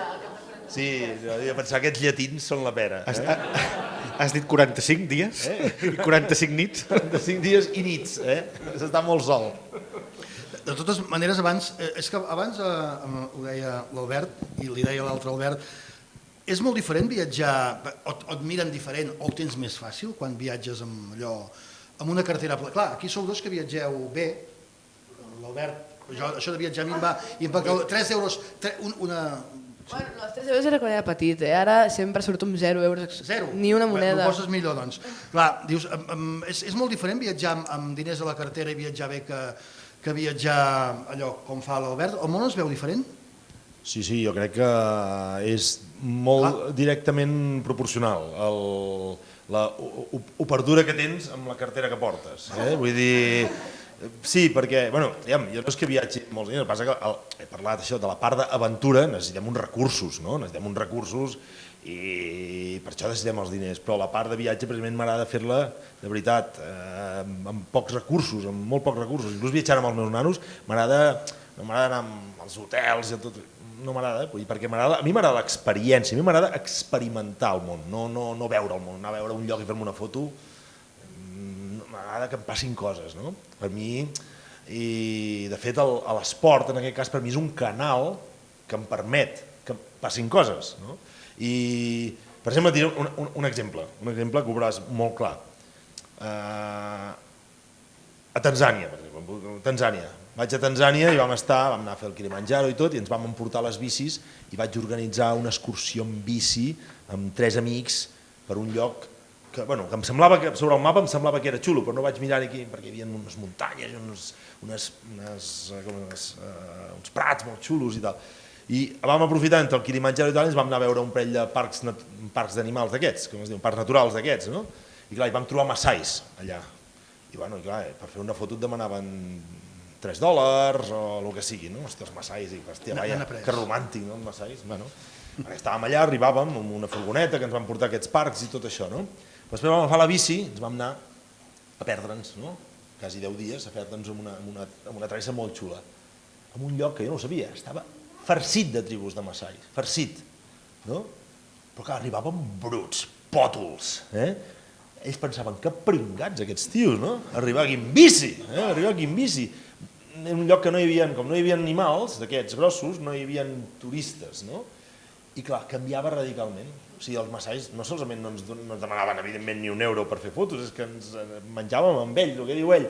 Fixa't si canvia la manera d'apropar-te. Clar, al mateix lloc hi arribem amb un 4x4 enorme, ple de focus i amb ximinees d'aquelles per prendre l'aire. Hòstia, i clar, és lògic, la gent pensa, tu, què els hi venga amb aquests, no? Però venen 4 tios amb bici bruts o peu o no sé què, i estàs en igualtat de condicions i la gent t'obre les portes. Per això és molt important la... Sí, és que el que acabes de dir és molt maco, però ara faig la pregunta, potser a vosaltres dos. És a dir, això que ha fet l'Albert, bueno, clar, també hi ha una diferència d'edat, però ho faríeu? Tindríeu nassos? És a dir, me'n vaig a... La diferència d'edat no importa, jo conec gent de 60 anys que viatja com jo sense diners i en autostop. Ho faríeu? És a dir, me'n vaig a viatjar sense €1 a la butxaca. Jo sense cap mena de dubte, jo si tinguéssim temps i disponibilitat, a més és possible, la que surt sobretot, l'Albert és un mestre amb això, però si surts a països on la vida és molt més oberta, on t'obren les portes, on t'hi volen, jo penso que és completament factible i sense cap mena de dubte. I jo volia anar un pas enrere una mica complementant això també, que una cosa que he comprovat en països, per exemple, del nord d'Àfrica o països d'Àsia, viatges per feina, a vegades t'has de posar un vestit i una corbata, surts de l'hotel, te'n vas donar un vol pels barris que de seguida són barris de gent molt modesta, de gent molt bàsica, i el fet que vagis vestit de la forma que vas vestit, allò t'allunya d'ells, perquè tenen un sentiment d'inferioritat o de classe. Te'n vas a l'hotel, et canvies, et poses una roba més modesta, i aquelles mateixes persones al cap d'un quart d'hora estàs assentat allà amb un roc sopant, menjant un coco tots tres, i això per mi és una cosa màgica que la descobreixes a aquests llocs. I tu, Albert, un viatge d'aquests amb business class d'avió, hotel de 5 estrelles, ho faries? Bueno, la butxaca carregada de dòlars? Crec que, com et sentiries? o sigui, no portaria jo diners, perquè, de fet, com ho ha dit ell, l'he entès completament i està totalment d'acord. Igual que per ell l'esport és el canal per poder viure al món, per mi anar sense diners és el canal per poder viure més els viatges, perquè és com puc aconseguir que passin moltes més aventures i que passin moltes més coses que m'agrada que passin. Com puc tenir menys control i al no tenir control de l'entorn, doncs passen coses que mai hauria pogut planejar. Però de fet, una de les coses bones també de viatjar sense diners és que tot això ho experimentes. Jo he estat en hotels de 5 estrelles sense haver-los pagat, he estat en mansions gegants d'un jeque àrab. Has d'escriure un llibre d'això, eh? Has d'escriure un llibre explicant-ho, eh? He escrit dos. Bueno, com ho has fet? I això, que també experimentes i també és part de la diversió, de no tenir ni idea d'on acabaràs, d'on dormiràs, de què et passarà. Amb la qual cosa, potser això, acabes a la mansió gegant d'un tio que té de tot, o potser acabes dormint amb uns vagabunds a Japó que et converteixen al cartró amb ells, i justament no saber què passarà fa que ho disfrutis tot 1000 vegades més. Si tu ja vas amb diners i amb un pla, saps tot el que passarà i ho esperes i ja no ho estàs disfrutant. En canvi, si vas sense res, acabes dormint en un llit supercòmode i estàs ultra feliç. Acabes menjant un menjar calent i estàs content també, perquè són coses bones que potser no hauries tingut. Sí, però has sopat cada dia? Sí, menjar sí. O sigui, molts cops he dormit al carrer i això, però menjar mai m'ha faltat. És que és algo tan bàsic i universal. A tot arreu hi ha gent, a tot arreu hi ha gent que menja i a tot arreu hi ha gent que menja i que vol que siguis feliç, amb la qual és molt difícil que tu no mengis si estàs amb humans. L'altra cosa seria potser, jo què sé, si te'n vas a la selva i no ho fas bé, potser no, però entre persones mai he passat gana, mai a la vida. Albert Bosch, em sap greu, però si el Massai que et va cobrar 3 euros per la foto es troba... No vaig pagar, però els hi cobrava tothom. No, si es troba a l'Albert Casals, el Massai paga 3 euros per fer la foto. Segur. No, però faig un matís amb això, és molt important. Jo crec que una cosa que volia reflexionar, i de cara, al final parlem de viatges i tothom, qui més qui menys, ha viatjat, viatja i viatjarà, no? I li agrada. Aquí no es tracta de donar consells a ningú, però fer observacions, no? Com allò que hem dit d'anar sol a vegades, alguna vegada a la vida. Aquí hi ha una cosa que ha dit l'Albert que per mi és una de les coses que uneixen molt, sobretot, poder nosaltres tres més, no? Nosaltres tres i tot això. Fixa't el que ha dit, no? Que diu, jo tinc com a canal, és l'esport, el repte, perquè em passin coses. Ell diu, a mi jo necessito anar amb pocs diners, però no perquè ni en tingui ni no en tingui, és que ell vol anar amb pocs diners perquè sap que gràcies a això li passen coses. Ell se'n va, el llibre de fet està enfocat, ell va a fer negocis i tot això, i ha vist que això fa que li passin coses que no li passarien, ha viscut moltes experiències que estan al llibre, no li passarien si no anés allà amb una actitud només d'això, anar a fer unes fotos i tal, perquè va a viure coses amb un objectiu determinat. O sigui, que l'important, que vull dir amb això, és que et passin coses. Jo crec que l'important és aquestes experiències, més que la foto xula que no sé què. I jo he vist a vegades viatjant amb els meus fills, per exemple, els viatges més interessants que hem fet no és els que hem visitat més llocs i hem portat una col·lecció de la catedral i el museu i que s'han avorrit com ostres allà amb el d'allò. És quan ens ha passat alguna cosa. Després, jo crec que allò és que provoquem coses perquè passin coses. No només anem a planificar-ho tot i tot perfectament detallat i un programa i a les 7 del matí hem d'aixecar amb d'anar, perquè si no, una marató que, hòstia, amb un estrès de collons, perquè haver vist al màxim, però has vist molt, però què has viscut? I és aquest una mica el concepte que crec que és interessant. Sí, parlant d'experiències, i com que estem una mica ja enfilant la recta final i fent honor al títol del llibre, El món no és un lloc perillós, i el que us he de demanar és, clar, tantes experiències, heu hagut de marxar d'algun lloc per cames? És a dir, això de que el món no és un lloc perillós, és cert del tot, o vosaltres us heu trobat que algun lloc heu hagut de dir, saps què, millor que foti el camp, que d'aquí en sortiré malament? No, jo a veure, o sigui, un cop he viscut coses perilloses, jo què sé, però no mai per culpar a la gent, coses com anar-me a dormir a la platja a Tailàndia, despertar-me amb un huracà, a l'època dels monsons, o quedar-me atrapat en un castell abandonat a Escòcia, o una vegada amb uns contrabandistes que em vaig caure a l'aigua en una tempesta perquè havien de creuar amb tempesta perquè no els trobessin els policies. Però sempre són coses, o que em piqui un insecte, però mai era coses de la gent. Això de marxar per cames, jo en general, com veig tota una situació perillosa, ja estava allà. Vull dir, no podies... Saps? Sempre has marxat quan has volgut, quan t'ha vingut de gust. Bueno, no, vull dir, però si estàs al mig del mar, amb una tempesta, amb una llanxa, amb uns contrabandistes, no pots marxar, vull dir... No és veritat, no? Vull dir, crec que això seria més en un tipus de situació en la que fos la gent la que causa el problema i llavors diries, ui, marxo d'aquí. Però jo mai m'he trobat en aquesta tipus de situació, la veritat, mai per culpa de la gent. I també és la importància també que li dones a les coses, no? Perquè jo me'n recordo una vegada que arribo a Mèxic, agafo un taxi i com a 2 o 3 quilòmetres hi havia una muntanya que estava en foc, estava encesa, no? I li pregunto al taxista, clar, jo l'Armat, és una ciutat, com tots sabeu, molt gran, plena de gent, dic, escolta'm, què és aquell foc que hi ha allà dalt, allà què passa? I allò que fa el taxista, que va conduint i et mira pel mirall retrovisor, amb aquella cara de fàstic, devia haver treballat 25 hores i jo devia ser el client 200, diu, no se preocupe, és solo un volcán. I no va passar res, hi havia un volcà i, esclar, si això ens preocupem i ho convertim en un problema, agafem l'avió i marxem, i en canvi si ho relativitzem, si aquell senyor ho relativitzava era perquè no hi havia problema, no? Tu, Albert, has hagut de marxar per cames d'algun lloc? Bueno, alguna vegada sí, però sempre, bueno, recordo alguna vegada que ho vaig haver de fer, però per culpa meva, també, perquè... No, clar. Sí, perquè em vaig posar en un lloc prohibit, una mesquita, en un lloc que només podien anar els d'allò, i jo tenia moltes ganes de veure allò, i quan era dintre em van enganxar, i no vaig haver de marxar per cames literalment allà, perquè feia gràcia, a més. Però com que sóc molt corredor, faig moltes maratons, aquells tios amb les d'allò... Ens passa a nosaltres i haguessis vist com els contrabandistes, sí. I després alguna vegada fent alguna aventura, bueno, de fet no anant tan lluny, vull dir, me'n recordo concretament el Dakar de l'any 99, que va haver un dia que va haver una espècie de rebel·lió de tuaregs i tot això, van segrestar com a 15 o 20 cotxes, 30 o 40 motos, van segrestar i jo em vaig poder escapar, vaig arribar, ho vaig veure, em vaig anar i vaig escames en aquest cas donant gas, però són coses que a vegades et trobes, perquè si vas a llocs conflictius, en aquest sentit, doncs a vegades passen coses, no? Però bueno, això són coses que al final ens les puguis explicar, no? Tu, Pep de Caral, no vas haver de marxar per cames, No. No, però estic fent... Ara, quan faci el viatge, miraré de triar un viatge amb volcà o amb huracà. Els contrabandistes. Els contrabandistes és l'oferta allò més guapa. No sé si el Quim Mas Ferrer ha hagut de marxar a algun lloc per cames, o el Marc, ens ho expliquen.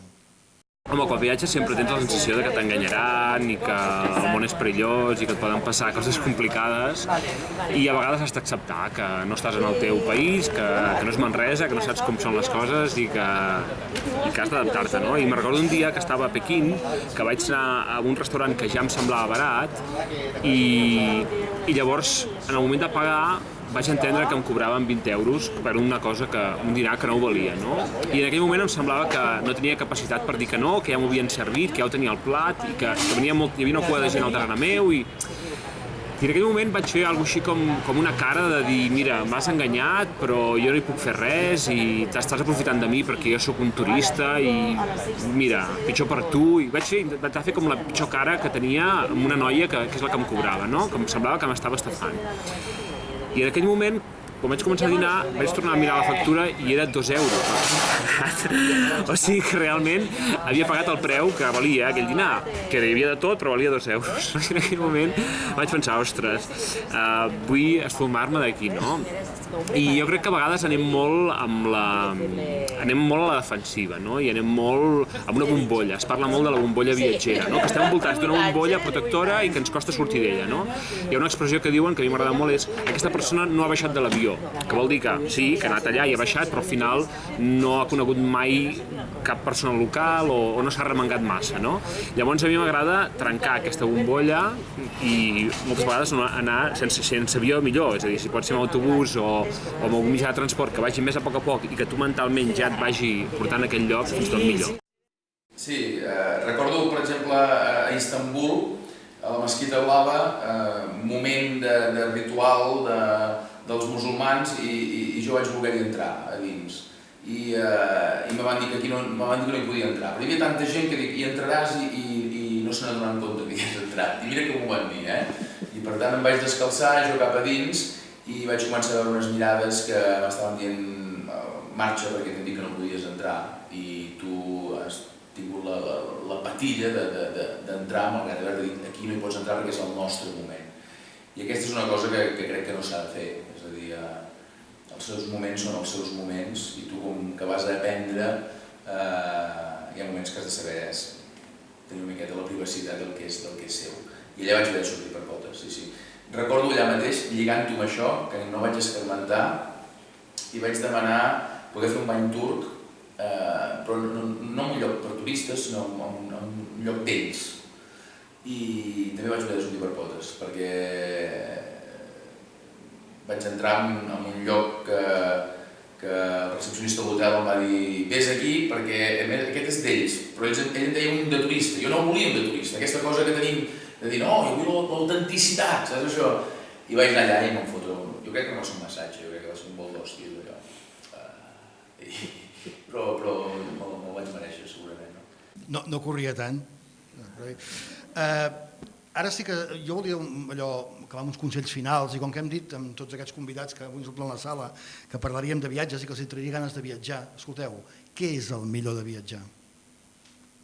Així és. Per què s'ha de viatjar? Qui vulgui, No sé, jo ja una mica ho he dit abans, no? O sigui, per mi és aprendre, no? Aprendre coses, experimentar coses, ja ho he dit, que no és només veure coses, i sobretot estar disposat a aquest canvi, no? Vull dir, a aquest canvi en el sentit de que si ets exactament igual quan has marxat que quan has tornat, poder aquell viatge no t'ha portat res, no? Això no vol dir canviar, això típic, que te'n vas a la Índia, a un tant, te'n vas a no sé on i tornen i aquí i comences a cascar el rotllo tothom de cara a la meditació, està molt bé, ja ha canviat totalment, això vol dir que algú abans poder no et quadrava gaire, vull dir, no això, vull dir, és un canvi tan radical, però evolucionar, un viatge t'ha de fer evolucionar, sempre som persones en evolució, i un viatge, viatjar pel món i conèixer la complexitat, la bellesa, els problemes, les debilitats del món, del planeta, no només de la gent, del planeta, t'han de fer evolucionar. Jo, per exemple, reconec que gràcies al viatjar, i sobretot gràcies a un viatge, podria dir, un viatge que ha durat diversos anys, que és el viatge pels cims més alts de cada continent, que la muntanya, sí, a mi m'interessava la muntanya, però poder anar als llocs on estaven aquelles muntanyes, al mig de la selva de Papua, a l'Àrtic, a l'Antàrtida, era l'objectiu final, no? I aquest viatge em va fer evolucionar molt, per exemple, amb el meu compromís cap a la natura, no? Jo abans era un tio que gaudia la natura, molt, però només en consumia, no li aportava res, no? I em va canviar molt. Per tant, estic supercompromès amb el tema medi ambient gràcies al viatjar, perquè m'ha despertat la consciència, l'amor cap a la natura, i quan estimes una cosa li has de donar coses. O sigui, aprendre, experimentar i deixar-te transformar una mica. I encara que pot semblar una cosa molt òbvia, una de les coses més importants són les persones, i em refereixo amb el sentit de que un cop comences a viatjar a llocs diferents i tens l'oportunitat de tornar-hi una vegada i una altra, et dones compte que fora de les coses exòtiques, de la forma de parlar, de l'idioma, de la forma de vestir, tots, almenys des de la meva percepció, el que jo he trobat és que tots som iguals, tots tenim els mateixos problemes, les mateixes preocupacions, qui vol trobar feina, qui no la vol trobar, tots tenim en el fons les mateixes angoixes i els mateixos reptes a la vida, i això és una cosa que és com un fil estrany que comunica amb totes les persones que trobes. I jo penso que si tens l'oportunitat, els que tenim oportunitat de viatjar sovint, realment et canvia la vida completament. I quan tornes veus les coses d'una forma diferent, relativitzes i analitzes les coses d'una forma diferent totalment. Albert, què és el millor de viatjar? És que clar, o sigui, evidentment el millor de viatjar és que et faci feliç, però crec que hi ha moltes raons per les quals pots fer feliç a diferents persones i llavors està avançant, però no sabria dir que hi hagi una cosa bona de viatjar a nivell universal. Jo podria dir que és el millor per mi, que per mi el millor de viatjar és això, que serveix per lliurar-te de moltes de les creences que et dona la teva societat, que et dona el lloc on has viscut, el lloc on has nascut, que et dona un munt de coses com a únic camí, com a donades ja, que són així i que en veritat són totalment relatives i que al veure el món a través d'una altra perspectiva te'n dones compte que només era la manera de fer les coses d'un lloc concret i una necessitat concreta. I ho necessites, és a dir, tu tens el síndrome d'Estocolm de viatjar, ho necessites viatjar, no? Perquè ara ens explicaves que tornes a marxar, no? Sí, no és que ho necessiti, sinó senzillament que em fa feliç i, clar, evidentment, sempre, com per què no faria el que em fa feliç, no? Però això, vull dir que hi ha 1000 coses, i un exemple és els diners, que es pot viure sense diners, quan aquí es creu que no, però hi ha 1000 exemples més, i és bo veure això, no? Que hi ha 1000 coses que no són d'una manera concreta, sinó que hi ha 1000 maneres com es poden fer. Per mi, això, i evidentment les aventures en si, que és el que és més divertit, no? Que passin aventures, que conèixer la gent, veure com viuen, com pensen, però és el meu, és que a una altra persona era de viatge per una altra cosa, amb la qual per això no sabia molt bé què respondre. Has pres notes, Pep? Què diuen les teves notes? Per què val la pena? Per què viatjaràs a partir d'ara com un condemnat? Home, per tornar a casa. És un bon motiu. Viatgers, tornes a casa, el teu sofà, el teu vàter, els teus... Sí, real, però les sabatilles. No, és que bé s'està viatjant, sí, que bé s'està a casa, no? Passa que com més viatges, més gaudeixes de casa. Hòstia, potser que em posi a viatjar, Veu començar. I al final de tot, quan has viatjat prou, ja casa teva serà a qualsevol lloc on estiguis i llavors sempre estaràs com a casa. Bé, comenceu-s'ho a pensar perquè és gairebé l'última pregunta que us faig, abans ens la contestaran el Quim i el Marc. Després de tant parlar de viatges, us demanaré que ens recomaneu un lloc per viatjar. Aquest és el que ens recomanen el Marc i el Quim. Ara estic viatjant per Catalunya i estic adonant-me que al final el viatge és una actitud, és una manera de veure les coses. Diuen que és només quan viatges que vas amb els ulls oberts i per tant jo intento anar sempre amb els ulls oberts, no? I ara, per exemple, m'he trobat una vall a tocar de França, el municipi més al nord de Catalunya, que és Canejan, i allà hi ha una vall, que és la vall de Toran, que és la part, per mi, més salvatge de Catalunya. Salvatge vol dir que hi ha un os, o sigui que has de vigilar si es camines a la nit perquè pot ser que un os se't vingui i se't cruspeixi o et faci una rascadeta, o després hi ha llops, hi ha guineus. És una zona que abans hi vivia 2.000 persones perquè hi havia unes mines i que ara n'hi havia uns 70, que per tant el bosc ha anat tancant tots els espais, hi ha tot de cases que estan destrossades, que hi ha arbres que han nascut allà al mig, en plan Angkor Wat, no? A Cambodja, i és una zona increïble, no? I realment és molt desagraït arribar allà perquè són moltes corbes i al final no hi ha cap lloc amb informació d'aquesta vall i has d'anar allà i preguntar, no? I anar al refugi i parlar amb un senyor i convèncer-lo que t'expliqui què has de fer per passar uns dies allà i no avorrir-te, no? I realment allà gaudeixes. I per mi ara el lloc que recomanaria és això, és per exemple, Vall de Toran, al terme de Canejan, la part més salvatge de Catalunya, i que hi ha un refugi, el refugi de la Oneria, i a sobre descobrir allà que la gent no parla català i que parlen aranès i que és l'únic lloc de Catalunya on no hi ha estelades penjades ara mateix als carrers i que quan hi ha una estelada penjada diuen clar, deuen ser catalans, no? I per tant descobreixes que hi ha un món dintre del teu món que no coneixies i que no sabies que existia, no? Ostres, mira, ara potser em passaré una miqueta de voltes de mirar-me el malí, però recomano el que tenim al costat de casa. O sigui, i ara potser fent el programa El Foraster, doncs me n'estic adonant de dir, ostres, és que just aquí al costat de casa, estem al Montseny, però a la part gironina. A l'altre costat del Montseny, aquí hi ha una cosa sensacional. Aquí, a 10 quilòmetres d'aquí, és que hi ha una casa de pagès, que hi ha un senyor que et pot explicar unes coses extraordinàries. I això està al costat de casa. Són viatges molt curtets, per tant vol dir a molt bon preu, i no cal ni pernoctar. I a vegades tenim petites cosetes molt a prop de casa que pot ser un viatge extraordinari i emocionant. Xavier, recomana'ns un lloc per viatjar. A veure, a mi se'm fa molt difícil escollir un lloc, però com que sabia que jugo un avantatge, sabia que em faries la pregunta, jo he escollit un lloc. Mireu, per mi el nord d'Àfrica és un lloc molt i molt especial. Jo he tingut oportunitat d'anar-hi moltes vegades i em sembla que és un lloc que tots plegats el coneixem poc i que a més penso que tots plegats tenim molts tòpics respecte de com la gent d'allà són o respecte de la seva forma de ser. Jo he arribat a la conclusió, després d'haver-hi anat potser 50 vegades, que són gent igual com nosaltres i són gent que tenen les mateixes preocupacions, els mateixos maldecaps i les mateixes inquietuds, més enllà que el seu color de la pell sigui una mica més fos de nosaltres. Jo vull acabar, si tenim temps, explicant una anècdota. Jo vaig conèixer en Mustafà, que a més es va morir, va tenir un atac de cor fa uns mesos, i la primera vegada que vaig estar amb ell, era un client, ell m'anava parlant amb una barreja de francès i àrab, i anava dient inxalà i bon dia, i el meu cap no l'escoltava. Jo anava pensant, em fotrà aquest, Hòstia, vols dir que és de fiar? No me'n fio, perquè el seu aspecte, la seva forma de ser, era molt diferent a la nostra. I quan vaig arribar al vespre vaig pensar, què dimonis, escolta'm, som-hi. Vam començar a treballar amb ell, vam començar a fer coses i va ser un dels meus millors amics que jo vaig tenir allà, a part de totes les coses que puguem fer a la feina. Aquests tòpics que tenim sobre gent, jo recomano que provem de deixar-los alguna vegada a casa quan marxem i tots plegats ens donarem compte que passa coses. I el Marroc, Tunis, Alger, són llocs on es pot disfrutar molt i es pot estar molt bé si es deixen aquests tòpics fora. Sí, perquè a vegades ens fan una mica de por. Albert, tu no ens recomanes?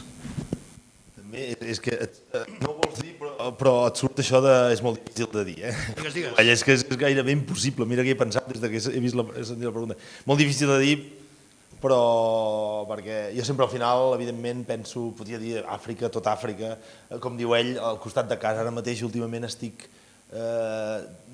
fent moltes coses pel Bisaure, pel Lluçanès, que no hi ha ningú, és que no hi ha ningú, és un llocs que quasi són verges a Catalunya, perquè no hi ha estacions d'esquí, no hi ha platja, no hi ha ciutats, bueno, coses així al costat de casa. Però, per posats a aconsellar, l'últim viatge una mica intens que he fet a Europa, li deia abans a l'amiga de l'Andrea i l'Albert, és, per exemple, Lapònia, que està aquí al costat, és a Europa, és bestial. Jo sempre penso molt en l'entorn natural, perquè m'agrada, penso molt en l'entorn natural.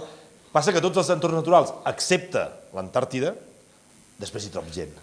I a Lapònia, clar, requereix fer una activitat, vam fer una activitat allà d'uns 300 quilòmetres, molt poquet, perquè no importa la quantitat de quilòmetres, importa les experiències, ja ho dic, i vam conviure amb els Sami, hi ha tribus allà molt autèntiques encara a Europa, Europa, que parlen un anglès perfecte, evidentment, però que no estan pels turistes, estan per ells, per cuidar el bosc, per cuidar...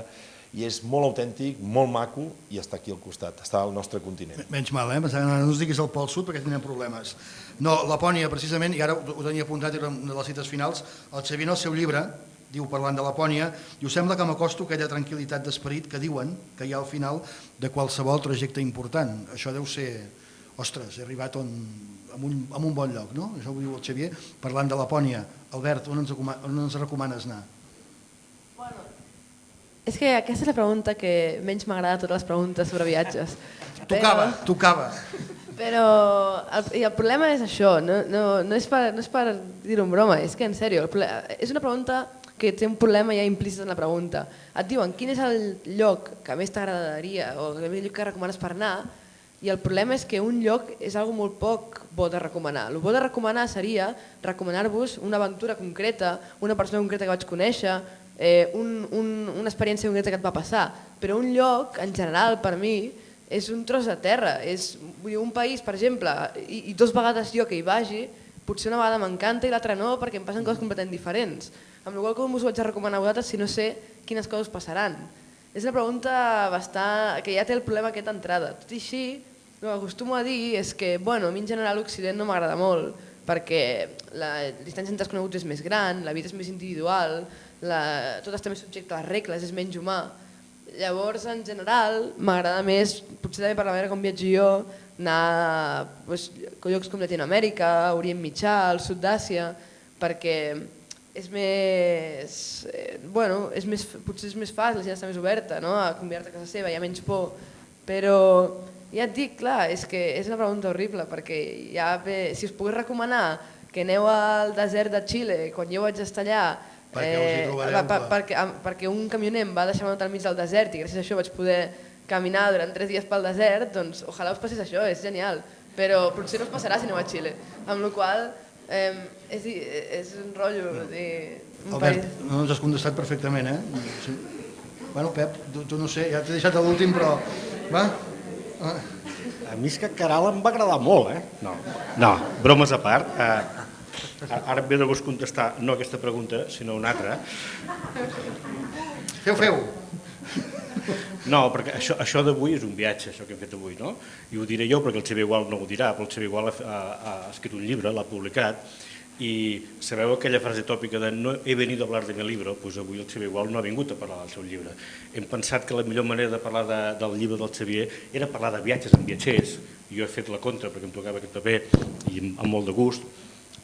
Jo estic aquí perquè amb el Xavier igual ens vam conèixer fa 30 anys, i això passa en els viatges, coneixes algú i et fas amic i anys després te'l retrobes, i penso que el viatge és com la vida, no? Que si mentre fas coses les vius de veritat, Això et marca, cadascú diferent, no? Hi ha 3 perfils de viatgers i aquí a la sala hi deu haver un munt, cadascú viatja com li surt de dintre i com pot i com té ganes, no? M'emporto un bloc de notes molt xulo, tinc problemes amb la maleta, m'he apuntat que el Xavier Gual estava emocionat, ho entenc, era el seu dia. Després la maleta s'hi posaven poques coses, però l'Albert Bosch hi posava pernil de Habbo, ho has vist, Fonamental. I això, el Vueling, ja hi caben amb una maleta amb pernil a les mides. Hi ha del món, Estats Units, Xile, que no te deixen passar carn, però sempre en coles, sempre en coles. Em quedo amb paraules de que viatjar és buscar i generar empatia, que penso que és vital. M'he espantat, viatjant t'ho has de menjar tot. Bé, m'anima perquè menys formatge. No suporto el formatge igual que l'Albert, per tant, té molts punts. Qui menjaria llet podrida? És que aquí, o sigui, és un costum horrible que hem extès pel món. Sort que a Àsia no ho fan gaire. Em quedo amb el dilema de solo o acompanyat, i no parlo de cafè, no? És un bon dilema. Em confiar o desconfiar.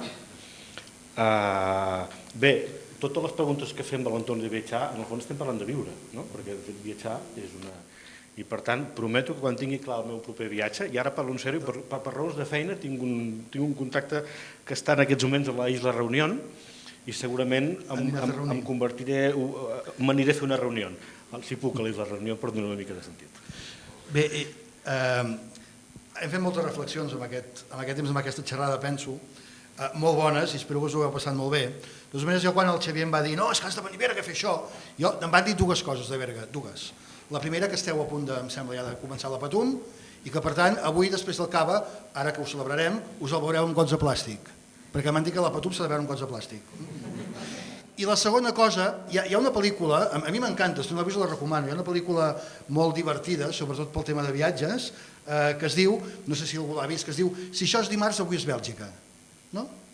No l'heu vist? Bé, doncs això bé, si avui és dimarts, això és Bèlgica, a mi m'han dit no, si això és Berga, aquí hi ha el Quim Sala.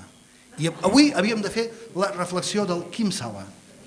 Hola, bon vespre a tothom i molt agraït a l'amic Xavier Gual per donar-me entrada en aquest món que ell coneix molt bé. Clar, el món no és un lloc perillós. El món, amb les noves tecnologies, que pràcticament el tenim a la butxaca. I encara que voltem físicament, segur que les noves generacions veurem viatges interestel·lars. Certament, quan ets lluny, diu aquí el llibre, la llunyania és casa teva, i casa nostra és la mare terra, sense que això vulgui dir que allà on tenim els peus és el nostre país, que és Catalunya.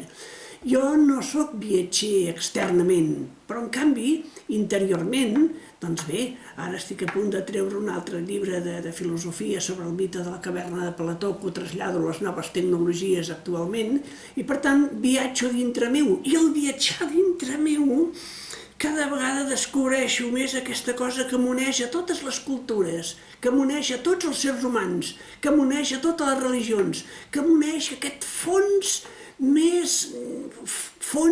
de l'ànima humana que trobem des de l'Àrtic, Amèrica del Sud, a la Índia, a Xina, als Estats Units, a les cultures precolombines, ho trobem a tot arreu. I és aquest desig del ser humà de conèixer-nos a nosaltres mateixos, conèixer els altres i conèixer el món. Jo crec, que ara l'haig de llegir, el llibre del Xavier Gual, segur, pels seus articles que li llegeixo al Regió 7, segur que mostra aquestes aventures, aquests nous coneixements, aquestes noves cultures, rituals, cerimònies, maneres d'entendre el món que té les diverses nacionalitats, països i contrades. I jo com a filòsof, que estic per la cosa mundial, cosmopolita i en plena globalització, com es dona ara, clar, aquests viatges entorn del món ens ajuden a superar fanatismes, ens ajuden a superar incomprensions, ens ajuden a ser més comprensius, més compassius i certament estimar més els altres sers humans. I per això aquest viatge exterior que ha fet el Xavier, jo també comparo amb els meus viatges interiors a dintre del meu esperit, a dintre de la filosofia que constantment faig. En fi, no vull allargar-me més, només desitjar a l'amic Xavier Gual que en els seus viatges vagi fent aquest recorregut pel món que jo, amb gran deler, espero llegir els seus llibres i els seus recorreguts. Gràcies, Quim. Hem d'agrair de veritat que ens hagueu deixat aquesta casa vostra, que avui és casa nostra, els de la General, els del Convent.0, que han fet un fantàstic muntatge audiovisual que podreu veure dalt, l'han fet el Primo Gaviano i la Paloma Sánchez, que bé són responsables de que tot això també s'hagi escoltat i hagi anat així de bé. Moltes gràcies. Em quedava una cosa... Sí, no acabaré jo, acabarà el Xavier perquè és l'autor i és el protagonista, però jo he pensat com convenceràs aquesta gent que comprin el llibre del Xavier. Mireu, hi ha una cita, si la trobo, aquí, sí, molt important del llibre del Xavier que he tret del seu viatge a la Xina. Sabeu què diuen a la Xina? A la Xina diuen que fer un bon cap i tenir els cabells blancs a mitjana edat són indicadors d'una gran intel·ligència i capacitat mental. Xavier, noi, ho tens tot. Per això heu de comprar el llibre.